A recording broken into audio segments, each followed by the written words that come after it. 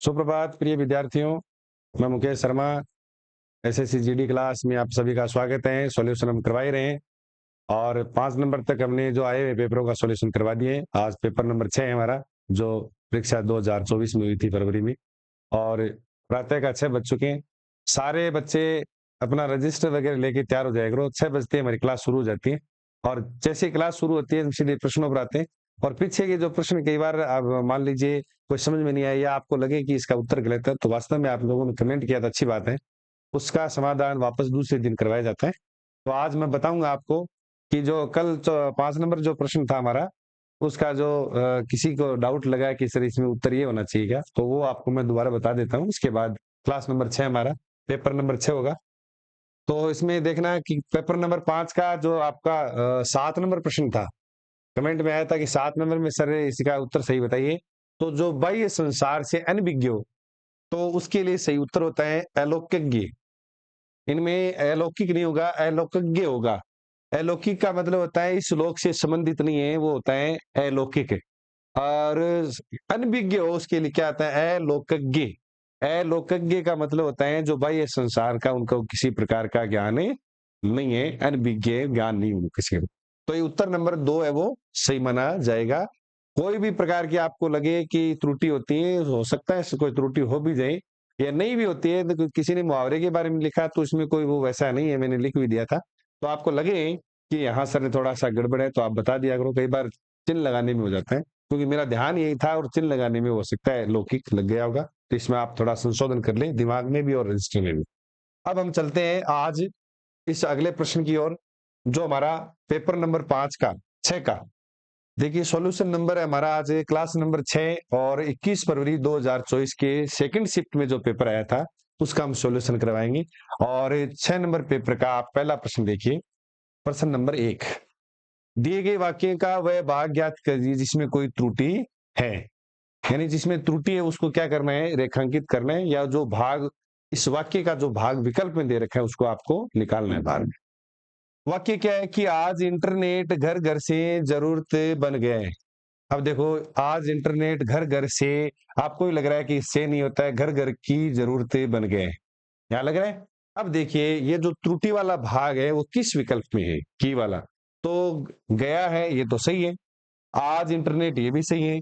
से जरूरत बन गया, यानी से गलत था, तो से वाला किस में है, विकल्प नंबर 3 में है। और घर घर वाला सही है, तो विकल्प कौन सा सही माना जाएगा, 3 नंबर। यानी इस वाक्य में जो त्रुटि है वो विकल्प नंबर 3 में दे रखी है। हो सकता है विकल्प नंबर 2 में भी दे दे, लेकिन अपने को तो क्या करना है, सबसे पहले यहाँ से लेकर यहाँ तक ये वाक्य पढ़ना है, त्रुटि को छांटना है। आप वाक्य कैसे छांटेंगे, देखो आज इंटरनेट घर घर की, यानी इसमें कारक चिन्ह जो है वो से गलत है, से गलत है, और इसकी जगह कारक चिन्ह क्या आएगा, की आएगा।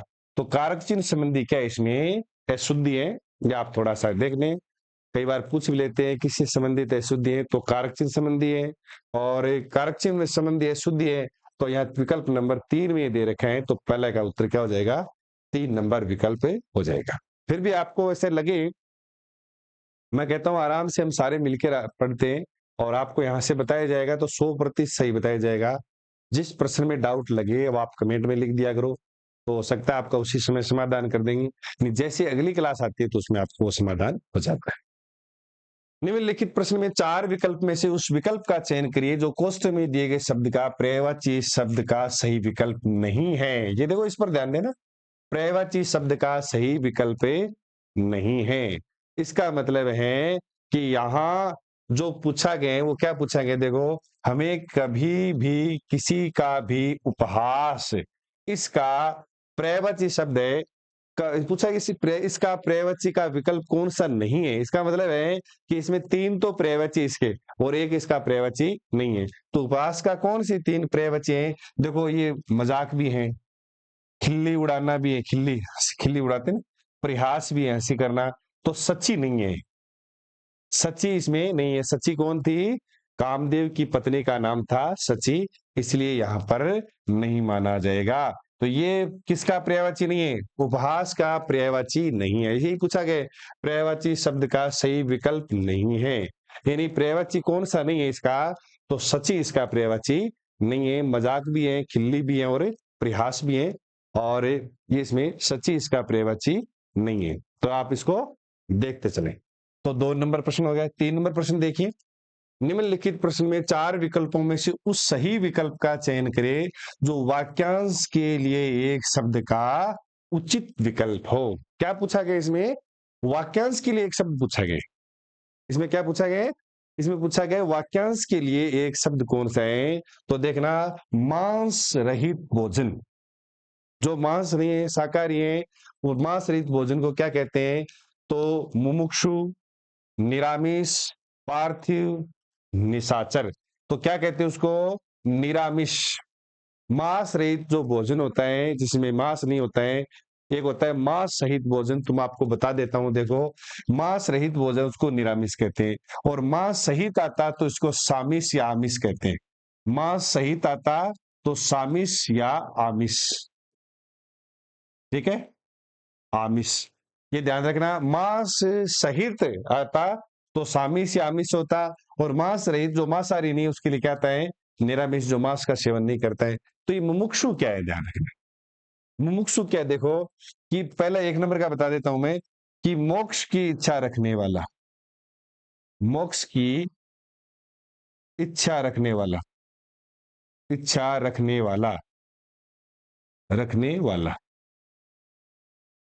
रखने वाला। देखो, मोक्ष की इच्छा तो मुमुक्षा, और मोक्ष की इच्छा रखने वाला तो मुमुक्षु। ये ध्यान से देखें आप, प्रश्नों पर ही है आधारित है। मोक्ष की इच्छा रखना मुमुक्षा, और मोक्ष की इच्छा रखने वाला मुमुक्षु। और पार्थिव, पार्थिव का मतलब होता है जो व्यक्ति जिसमें मरा हुआ या मृत्यु उपरांत जो शरीर होता है, उसको क्या कहते हैं? पार्थिव। यानी जो व्यक्ति है, मृत प्राय शरीर है उसका, या कोई मृत्यु से प्राप्त व्यक्ति है, उस शरीर को क्या कहते हैं? जो मृत्यु को प्राप्त हो चुका है। ऐसे आता है कि मृत्यु को प्राप्त हो चुका शरीर को क्या कहते हैं? तो पार्थिव कहते हैं, जो मृत प्राय हो चुका है।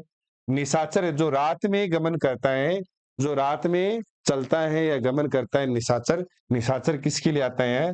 राक्षस का पर्यायवाची भी है, और जो रात में गमन करता है उसके लिए क्या आता है? निशाचर। तो जिसके शरीर में सांस नहीं रही है, यानी व्यक्ति मृत्यु को प्राप्त हो गए, मृत्यु प्राप्त व्यक्ति या मृत शरीर के लिए क्या आता है? मृत शरीर के लिए क्या प्रयोग किया जाता है? तो पार्थिव, ठीक है। और रात्रि में चलने वाला, रात्रि में चलने वाला, तो इसके लिए क्या आता है? निशाचर। तो ये आप नोट कर लें बीच बीच में, रात्रि में चलने वाला, निशाचर मानी चलने वाला। तो कौन चलता है? निशाचर के लिए आता है। उल्लू को भी निशाचर कहते हैं अनेकार्थी शब्दों में। तो इस वाक्य का मांस रहित भोजन, इसका शब्द वाक्य के लिए एक शब्द क्या आएगा? निरामिष आएगा। इसका सही उत्तर क्या हो जाएगा? निरामिष। और मांस का जो सेवन करता है उसको सामिष या आमिष कहते हैं। 2 शब्द आते हैं, सामिष या आमिष शब्द का प्रयोग किया जाता है। निम्नलिखित प्रश्न में दिए गए 4 विकल्पों में से उस विकल्प का चयन करें जो दिए गए मुहावरे का अर्थ है। पूछा गया है। सर्वश्रेष्ठ अर्थ कौन सा है? धाक जमाना, रो रो कर दिखाना नहीं होगा, दिखावा करना, यानी ऊंची दुकान फीके पकवान वो अलग है, दिखावा करना। और निडर होना, यानी किसी प्रकार का भय नहीं लगना, ये भी नहीं होगा। धाक जमाना है, किसी पर हम किसी प्रभाव जमा देते हैं तो उसके लिए आता है कि अब किसकी धाक पड़ रही है, यानी उसका प्रभाव पड़ रहा है। तो सही विकल्प क्या होगा? 4 नंबर विकल्प सही माना जाएगा। हम ये क्या है, जैसे हम लोकोक्ति मुहावरे पढ़ेंगे तो उसका अर्थ देखते चलेंगे, तो आप लोकोक्ति मुहावरे आराम से सही कर सकते हैं, कोई दिक्कत आपके नहीं आएगी। ये मैं आपको वादे के साथ कहता हूं। जैसे हमारी क्लास शुरू हो जाएगी, ये प्रश्नों के बाद क्लास हमारी शुरू होगी, तो आपको टॉपिक वाइज जो पढ़ाए जाएंगे वो बहुत ही एकदम आपके वो जो परीक्षा में आने वाले हैं वो ही पढ़ाया जाएगा। क्योंकि इतने सालों का अनुभव है, तो पता चल जाता है कि कौन से सब प्रश्न है वो आने वाले हैं, किस प्रकार के शुद्ध शब्द पूछते हैं, किस प्रकार के वाक्य शुद्धि पूछी जाती है, और कैसे पूछी जाती है वो आपको यहाँ लिख ही रहे कि तरीका क्या है पूछने का। तरीका थोड़ा बदला हुआ है, सीधा नहीं पूछते हैं कि निशाचर का पर्यायवाची का, सीधा वाक्य में देखिए पूछेंगे आप। तो निम्नलिखित वाक्य में उस वाक्यांश को पहचानिए जिसमें मात्राओं से संबंधित है शुद्धियां, यदि कोई गलती नहीं है तो कोई त्रुटि वाला, कोई त्रुटि नहीं वाला विकल्प चुनना है। अगर त्रुटि नहीं है तो, और त्रुटि है तो देखना कौन सा। देखो वाक्य देखना, प्रश्न देखना कि शिक्षित व्यक्ति सही और गलत में फर्क को पहचान कर समाज की बेहतरी को लिया भी कार्य कर सकते हैं। तो इसमें बेहतरी के लिए को लिया नहीं होता है, क्या होता है, बेहतरी के लिए भी कार्य कर सकते हैं, यहाँ गड़बड़ है। यानी यहाँ पर कारक चिन्ह है, को नहीं आएगा, के आएगा, के लिया, बेहतरी के लिए भी, और देखो लिया भी नहीं होगा, क्या होगा, लिए, बेहतरी के लिए भी कार्य कर सकते हैं। तो ये यहाँ थोड़ा सा गड़बड़ है। तो देखना इसमें को पहचान कर समाज की बेहतरी के लिए, समाज के अच्छे बनाने के लिए। तो इसमें देखो, इसमें त्रुटि है या नहीं है, दूसरे में कोई त्रुटि नहीं है, तीसरा है शिक्षित व्यक्ति सही और गलत में फर्क अर्थ होता है, को लिया भी कार्य करते हैं। तो देखो के लिए भी कार्य करते हैं, ये विकल्प में त्रुटि है, इसमें सही आता के लिए। तो ये भी नहीं है, ये भी नहीं है, ये भी नहीं है, 4 नंबर विकल्प इसका सही है। जो यहाँ त्रुटि है वो 4 नंबर विकल्प में दे रखी है, बस यही आपको छांटना है या निकालना है। निम्नलिखित प्रश्न में 4 विकल्पों में से उस विकल्प का चयन करें जो रिक्त स्थान के लिए सही स्त्रीलिंग रूप वाला विकल्प है। इसका मतलब है इसमें चारों शब्द जो है वो स्त्रीलिंग है, और हो सकता है इनमें 2 पुल्लिंग हो, लेकिन आपको तो सही स्त्रीलिंग वाला शब्द चुनना है। उसके चेहरे पर खालिस्तान लगातार गिर रही थी, तो चेहरे पर बूंदे गिर रही थी, चेहरे पर छप्पर पुल्लिंग शब्द है, चेहरे पर कूड़ा पुल्लिंग शब्द है, चेहरे पर ताज पुल्लिंग शब्द है। अगले ने क्या पूछा है, स्त्रीलिंग वाला पूछा है, तो इसमें सही क्या हो जाएगा, बूंदे। बूंदे क्या होती है, गिर रही है, ऐसे बोलते हैं। आपको स्त्रीलिंग पुल्लिंग का पता कैसे चलेगा, वाक्य में प्रयोग करेंगे क्रिया के साथ। तो बूंदे गिरी है, बूंदे गिरी, ऐसे बोलेंगे। और ये जो है कूड़ा गिरा, तो कूड़े के लिए क्या आ जाएगा, गिरा। और छप्पर गिर गया, गिरा भी आएगा। और वो ताज गिरा, तो आप वाक्य में प्रयोग करेंगे तो आपको पता चल जाएगा कि त्रुटि कहाँ है। आप चारों वाक्यों को एक जैसी क्रिया में आप प्रयोग करके देखें तो आपको पता चल जाएगा कि कहाँ हमारी त्रुटि है। देखो इसमें शब्द क्या कर देंगे, छप्पर, इसमें क्या लिख देंगे, कूड़ा, इसमें क्या लिख देंगे, और ताज। तो आपको पता चल जाएगा ये तो 3 तो पुल्लिंग वाले, एक स्त्रीलिंग वाले। तो आप वाक्य में प्रयोग करके देख लें क्रिया के साथ, तो पता चल जाएगा, क्रिया बता देगी कि स्त्रीलिंग है या पुल्लिंग है। तो ये इसमें सही क्या हो जाएगा, बूंदे विकल्प नंबर 1 सही माना जाएगा। दिए गए शब्द का पर्यायवाची ज्ञात कीजिए। मित्रों, ये जो आपके प्रश्न बताए जा रहे हैं बहुत महत्वपूर्ण है। विष्णु का पर्यायवाची शब्द पूछा गया है, इसमें विष्णु के अनेक प्रकार के पर्यायवाची शब्द आएंगे जब हम पर्यायवाची पढ़ेंगे। आप ज्यादा से ज्यादा देखिए, ज्यादा से ज्यादा लोगों को शेयर करिए, सब्सक्राइब करिए, क्योंकि आप लोगों का भविष्य इन्हीं 20 प्रश्नों पर ही होता है। जीके लगभग एक जैसा रहता है, रीजनिंग में कोई होशियार होता है तो हिंदी की जिसकी पकड़ होती है वो बाजी मार जाता है। रीजनिंग में तो, मैथ में जो बच्चा बढ़िया पढ़ता है और वो टच में भी रहता है, हिंदी के टच में हम नहीं रहते। तो आप लोगों को बताइए कि ज्यादा से ज्यादा लोग है वो बच्चे से जुड़े, आप लोगों को शेयर करें, लोगों को जो पढ़ने के लिए बोलें, और शेयर करोगे, सब्सक्राइब करोगे, लाइक करोगे तो आपको इसमें ज्यादा से ज्यादा फायदा मिलेगा, क्योंकि और बच्चों का भी इससे भविष्य बन सकता है। क्या पूछा गया है, पर्यायवाची शब्द पूछा गया है, तो विष्णु का पर्यायवाची शब्द क्या होता है। देखो लक्ष्मी से भी होता है, लक्ष्मीपति दे रखा है, इसमें लीन है वो अलग है, किसी में लीन हो जाना, मग्न हो जाना, ध्यान में हो जाना। कर्ण कान को कहते हैं, और प्रणाली है वो एक सिस्टम होता है, उसके अंग्रेजी शब्द जो सिस्टम है उसका प्रणाली अलग शब्द है। तो यहाँ क्या हो जाएगा, लक्ष्मीपति, क्या हो जाएगा, लक्ष्मीपति। तो इसके लिए एक शब्द और भी आता है, क्या आता है, रमेश, विष्णु को कहते हैं, रमा का जो इसे, लक्ष्मीपति, लक्ष्मी से, और चतुर्भुज, ये बहुत सारे विष्णु के क्या है, पर्यायवाची शब्द हैं। तो इसमें सही उत्तर क्या हो जाएगा, लक्ष्मी का जो पति है, क्योंकि विष्णु की पत्नी का नाम लक्ष्मी था, इसलिए लक्ष्मीपति इसका उत्तर सही माना जाएगा। निम्नलिखित वाक्य में रेखांकित भाग के लिए एक सार्थक शब्द ज्ञात कीजिए। रेखांकित भाग, देखो नीचे देखना है आपको, रेखांकित कहाँ है, केवल भगवान ही चक्र धारण है, ये रेखांकित है, करते हैं। इसके लिए एक शब्द, यानी वाक्यांश के लिए एक शब्द पूछेंगे, चक्र धारण करने वाले के लिए एक शब्द क्या आएगा, तो वो चक्रधर, निन्जा, अस्त्र धरता, विष्णु, तो ये नहीं होगा। विष्णु तो चक्रधर तो है, लेकिन सीधा पूछा है कि चक्र धारण के लिए एक शब्द क्या आएगा, तो इसमें सही शब्द क्या होगा, चक्रधर। चक्र जो धारण करता है उसको चक्रधर कहते हैं। आप सोचोगे सर विष्णु को भी कहते हैं, लेकिन विष्णु है वो चक्रधर जैसा शब्द नहीं बन रहा है। चक्र धारण का मतलब चक्रधर है, तो वो शब्द चुनना है जो इसका एक शब्द बन जाए। तो क्या हो जाएगा सही विकल्प है चक्रधर, जो चक्र धारण करता है। दिए गए वाक्य ये समास आपके जो आते हैं ना उसमें बहुत काम आते हैं। और चक्रधर किसे कहते हैं? विष्णु को कहते हैं।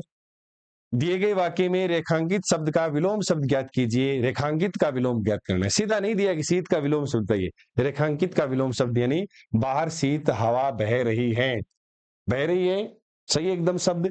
अब ये भी वाक्य कई बार आता है हवा बह रही है, बहती है हवा, तो इसके लिए शीत का क्या बताना है अपने को? विलोम शब्द बताना है। तो शीत का ठंडापन, मोटी, उष्ण और ठंड।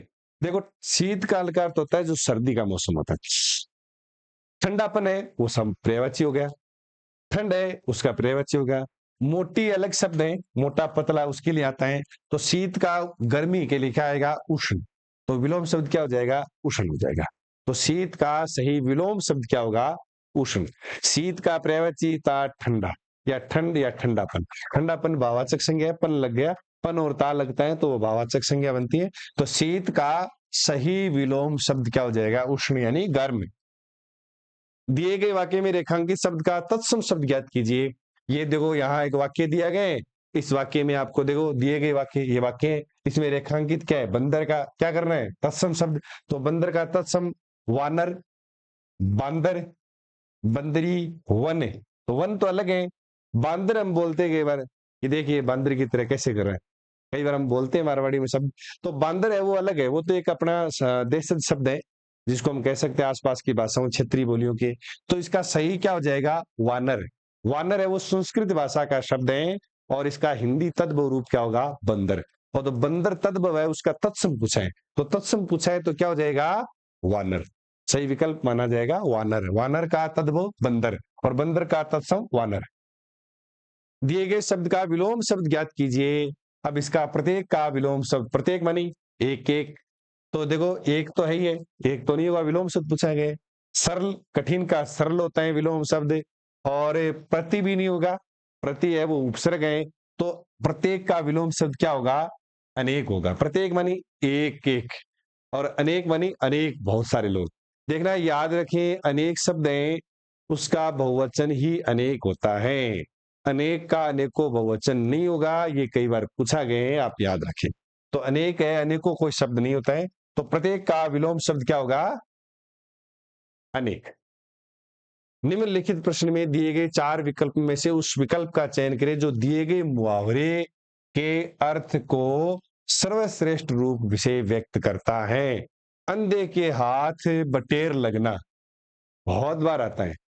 अंधे के हाथ क्या लगना? बटेर लग जाना। तो देखो अचानक समस्या की युक्ति मिलना, संयोग से अयोग्य व्यक्ति को सफलता मिल जाना, अचानक से अपार संपत्ति मिलना, अकेले व्यक्ति द्वारा कोई बड़ा काम करना, ये नहीं होगा। कौन सा विकल्प? ये भी गलत है, ये भी गलत है, और ये भी गलत है। अचानक समस्या की युक्ति मिल जाना, कोई चीज सरसों पर हथेली उगाना, जो हथेली पर सरसों उगाना यानी अचानक किसी समस्या का समाधान करना या जल्दी कार्य करना है उसके लिए आता है। लेकिन संयोग से किसी अयोग्य व्यक्ति को जब कोई सफलता मिलती है या अयोग्य व्यक्ति को अच्छी वस्तु मिल जाती है तो कहते हैं कि अंधे को क्या मिल गई? बटेर मिल गई। और हम ऐसे शब्द का प्रयोग करते भी हैं कि अंधे के पैरों के नीचे जो बटेर आ जाना या चूहा आ जाना। कई बार हम मारवाड़ी बोलते हैं कि अंधे की है वो बुट सद गई, ऐसे बोलते हैं। तो ये अंधे के हाथ कोई बटेर लग गया, बटेर कोई हो सकता है किसी जीव का नाम है, वो जो अंधे ऐसा हाथ मारता है उसके हाथ लग जाता है, लेकिन उन्होंने पता नहीं कि वो चीज वहां है क्या, तो अचानक कोई हाथ में लग गई चीज, तो उसके लिए आता है संयोग से अयोग्य व्यक्ति को सफलता मिलना। निम्नलिखित प्रश्न में चार विकल्प से उस सही विकल्प का चयन करें जो वाक्यांश के लिए एक शब्द दिया गया है। यानी वाक्यांश के लिए एक शब्द कौन सा? इनमें दो वाक्यांश दिया गया है नीचे। किसी वाद का विरोध करने वाला, कोई वाद है, कोई ऐसे मुद्दा है उसका विरोध करता है, तो प्रवर्तक अलग चीज है, प्रोक्ष प्रत्यक्ष का विलोम शब्द क्या होता है? प्रत्यक्ष का समानार्थी प्रत्यक्ष या प्रोक्ष, प्रोक्ष का मतलब विलोम शब्द, और प्रतिवादी, और ये क्या हो जाएगा? प्रणत पाल।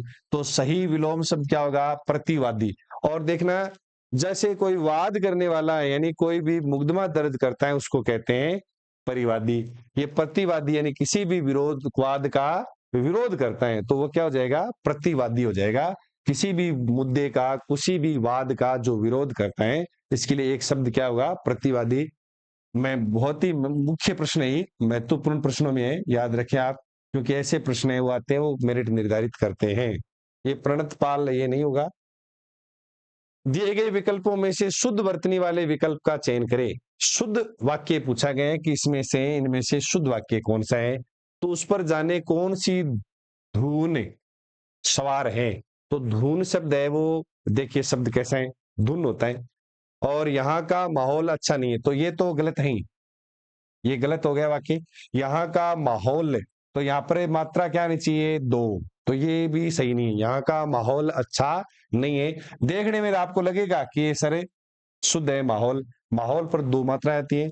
उस समय की स्थिति ठीक थी, उस समय की परिस्थिति ठीक थी, स्थिति नहीं होता है, परिस्थिति। तो यहाँ देखिए गलती कहाँ है, इसमें परिस्थिति आता तो सही होता, इसमें क्या आता, दो मात्राएं आती तब सही होता। इसमें क्या होता, इसमें लिख रखा है धुन में दो छोटा आता तो सही होता। तो सही विकल्प कौन सा होगा, 4 नंबर विकल्प होगा। वर्तमान युग सूचना क्रांति का है, ये विकल्प सही माना जाएगा। युग भी सही लिख रखा है, सूचना भी सही लिखा है, क्रांति भी सही है भी सही लिख रखा है। तो इन 3 विकल्प है वो गलत है, और चौथा विकल्प सही है। गलत क्यों है वो मैंने आपको बता दिया।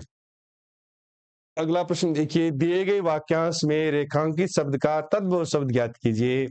अब देखो ये एक वाक्य दिया गया है, इसमें दे रखा है यह उच्च कोटि के लेखक हैं। अब उच्च का क्या ज्ञात करना है, तद्भव। तो देखो उच्च का तद्भव ऊपर, और क्या है, ऊंचा, नीचा, उधर है, तो नहीं होगा। तो उधर है, देखो उच्च का तद्भव सरल रूप क्या है, ऊपर नहीं है। ऊपरी का क्या होता है, ऊपर होता है। उच्च का ऊंचा होता है, ऊपरी का ऊपर होता है। ऊपरी मेरी छोटी आती है वैसे, ऊपरी, ये तो ऊपरी भाग का क्या हो जाएगा, ऊपर।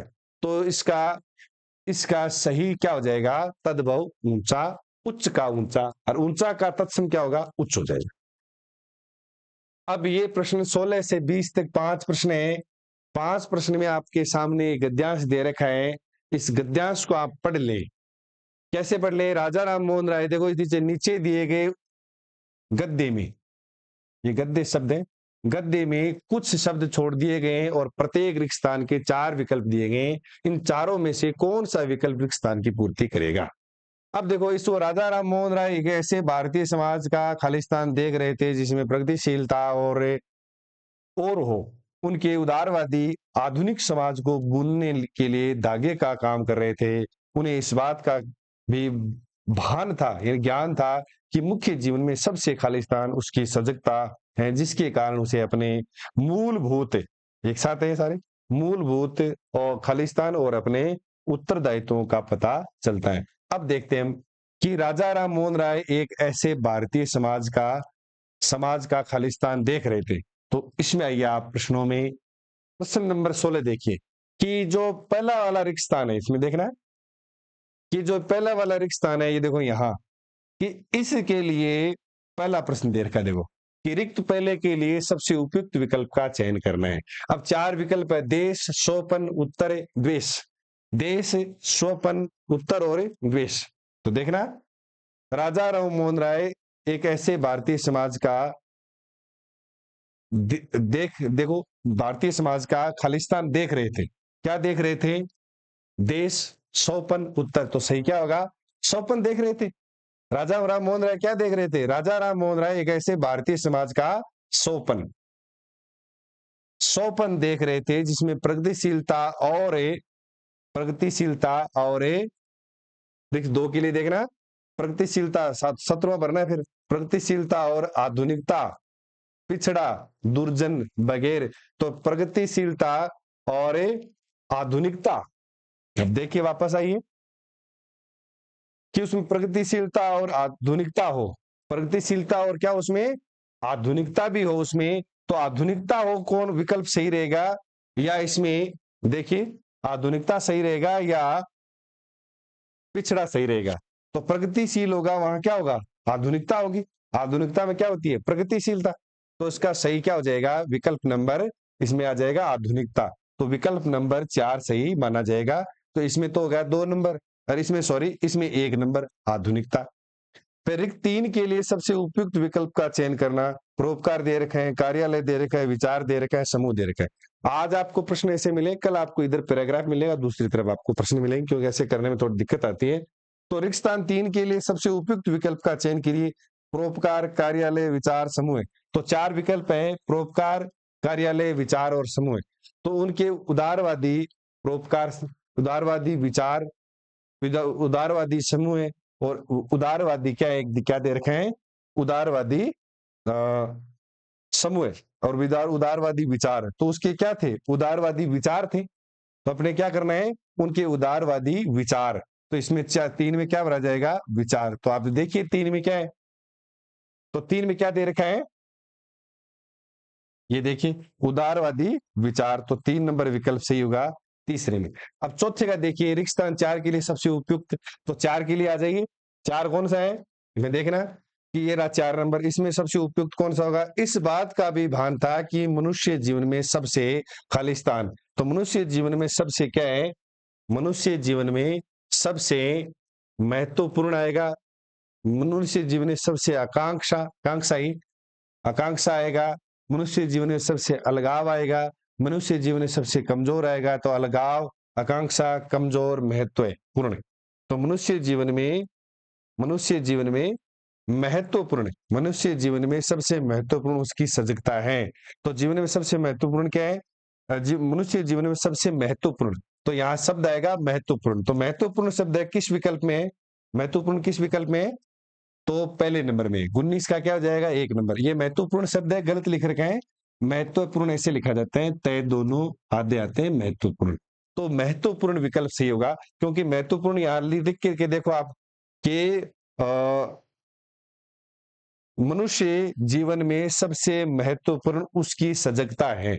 मनुष्य जीवन में सबसे महत्वपूर्ण क्या है? उसकी सजगता। तो जो विकल्प है वो महत्वपूर्ण विकल्प सही माना जाएगा। 5 नंबर का देखिए कि रिक्त 5 के लिए सबसे उपयुक्त विकल्प का चयन करना है। उस 5 में क्या आएगा कि अवधि आएगा, अधिकारियों आएगा, अधिकारों आएगा, अंतरिक्ष आएगा। अवधि, अधिकारियों, अधिकारों, अंतरिक्ष। तो पढ़ेंगे इसको, पता चल जाए, जिसके कारण उसे अपने मूलभूत अधिकारों और अपने उत्तरदायित्व। तो क्या आएगा इसमें? अधिकारों, मूलभूत अधिकारों सही आएगा। तो अधिकारों किस में दे रखा है? मूलभूत अधिकारों 3 नंबर विकल्प में दे रखा है। तो 3 नंबर विकल्प सही होगा। इसमें भी 3 नंबर विकल्प सही होगा। इसमें 1 नंबर दे रखा है। इसमें सौपन सही होगा, 2 नंबर विकल्प। इसमें आधुनिक सही होगा। तो इस प्रकार से ये 16 से लेकर के 20 तक 5 प्रश्न आते हैं, बड़े नंबर मिलते हैं। तरीका अलग अलग है। आज तो ऐसे पूछा है 1 नंबर, 2 नंबर, 3 नंबर, कई बार वाक्य दे करके खालिस्तान पूछ लेते हैं। तो है वही तरीका, गद्य को पूरा कर रहे हैं। लेकिन 5 नंबर एक बार ठंडे दिमाग से आप आराम से सोचें, भर भर के देखें, पता चल जाएगा। बीच बीच में मैं आपको बताते जा रहा हूँ। अलगाव जिसमें लगाव नहीं है, आकांक्षा जब किसी से कोई इच्छा रखते हैं, और महत्वपूर्ण शब्द है वो कैसे लिखा जाता है, क्योंकि एक बार एग्जाम में आया था कि महत्वपूर्ण में कौन सा प्रत्यय है। तो इसमें महत्व मूल शब्द है, प्रत्यय क्या इसमें? प्रत्यय है। तो महत्वपूर्ण शब्द बहुत बार आ जाता है, तो शुद्ध शब्द में भी याद रखिए। और इसमें विकल्प में कौन सा आएगा तो वो महत्वपूर्ण आएगा। तो इतने ये 5 प्रश्न हमारे बहुत महत्वपूर्ण है। आप ध्यान रखें कि एक तो ये 5 प्रश्न, एक पर्यायवाची, एक विलोम शब्द, मुहावरे, लोकोक्तियां, इनसे संबंधित प्रश्न आते हैं। कोई ज्यादा दिमाग पर जोर भी नहीं देना है, क्योंकि कल से हमारी क्लास जो होगी वो विलोम शब्द की होगी। जैसे हम विलोम शब्द यहाँ पढ़ेंगे आपको याद होता जाएगा, क्योंकि अपन महत्वपूर्ण विलोम शब्द जो परीक्षाओं में आए हुए हैं और परीक्षाओं में आने की संभावना है, वो विलोम शब्द हम पढ़ेंगे। फिर विलोम शब्द जैसे ही पूरा हो जाएंगे उसके बाद एक पेपर और हल करेंगे। फिर हम तत्सम तद्भव शब्द करेंगे। तो आप रोज प्रातः 6 बजे अपने मोबाइल को, कंप्यूटर को खोल के और यूट्यूब चैनल पर आप ये चैनल सब्सक्राइब करके और शेयर करें, और आप देखते रहें, नोट्स बनाते रहें, क्योंकि हमारी क्लास वो प्रत्येक दिन होती है संडे को छोड़कर। तो आप रोज पढ़ेंगे तो किसी प्रकार की कोई दिक्कत नहीं आएगी। बहुत बहुत धन्यवाद आपका। जय हिंद।